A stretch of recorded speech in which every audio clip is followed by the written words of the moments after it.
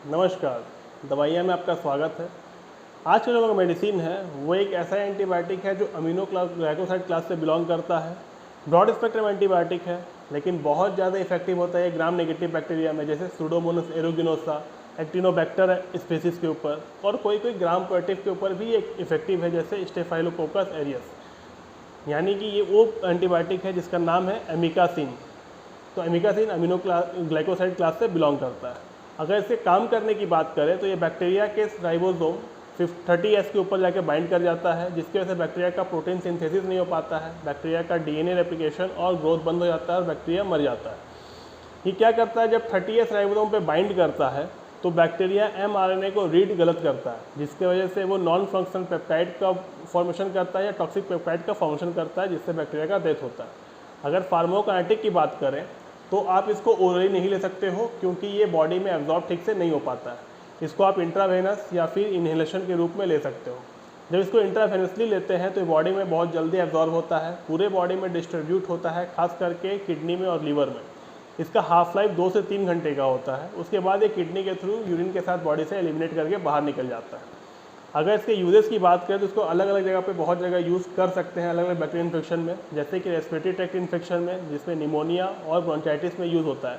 Pneumonia का मतलब है छाती में पानी या पस भर जाना, और ब्रोंचाइटिस का मतलब है श्वास नली में सूजन भर जाना किसी बैक्टीरियल इन्फेक्शन की वजह से। उसके अलावा इसको यूज़ आप कर सकते हो skin and soft skin infection में, जैसे सेलुलाइटिस, इम्पेटिगो, यानी कि कहीं कहीं पर बॉडी में रैसेस हो जाना बैक्टीरियल इन्फेक्शन की वजह से। उसके अलावा बोन एंड जॉइंट इन्फेक्शन में इसका उपयोग कर सकते हो। उसके अलावा इसका यूज़ यूरिन ट्रैक्ट इन्फेक्शन में होता है, जिसमें आपको कॉम्प्लिकेटेड नॉन कॉम्प्लिकेटेड दोनों यूरिन ट्रैक्ट इन्फेक्शन में इसका यूज़ कर सकते हैं। देन इसका यूज़ एंडोकार्टाइटिस, यानी कि जो हार्ट के लाइनिंग और वाल्व्स के इन्फेक्शन होते हैं बैक्टीरिया की वजह से, उसको ट्रीट करने के लिए। मेनिंजाइटिस को ट्रीट करने के लिए इसका यूज़ होता है, यानी जो हमारे ब्रेन और स्पाइनल कॉर्ड के जो मेम्ब्रेन को सराउंड करके प्रोटेक्ट किए हुए हैं, जब उनमें इन्फेक्शन होता है तो वहाँ पर इसका यूज़ कर सकते हैं। उसके अलावा इसका उपयोग आप इंट्रा एब्डोमिनल इन्फेक्शन जैसे कि पेरिटोटाइटिस में यूज़ कर सकते हैं, जहाँ हमारे स्टमक के लाइनिंग में बैक्टीरियल इन्फेक्शन हो जाता है, वहाँ पे इसका यूज़ कर सकते हैं ट्रीट करने के लिए। अगर इसके डोज की बात करें तो 100 mg से लेके 1 ग्राम तक इसका डोज है, डिपेंड करता है इन्फेक्शन के सीवियरिटी के ऊपर, और दिन में उसको 2 बार देते हैं।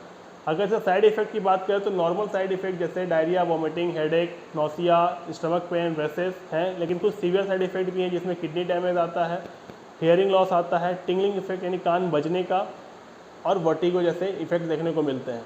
अगर ड्रग इंटरेक्शन की बात करें तो कुछ दवाइयाँ ऐसी हैं जिनके साथ ये इंटरेक्ट करता है और थोड़ा घातक रूप दिखाता है, जैसे कि अगर लूप डायबिटिक के साथ इसको कोई लेता है तो किडनी डैमेज का खतरा बढ़ जाता है। अगर मसल रिलैक्सेंट के साथ इसको कोई लेता है या मसल ब्लॉकर के साथ कोई लेता है तो वहाँ पे रेस्पिरेटरी पैरालिसिस और मसल वीकनेस का खतरा बढ़ जाता है।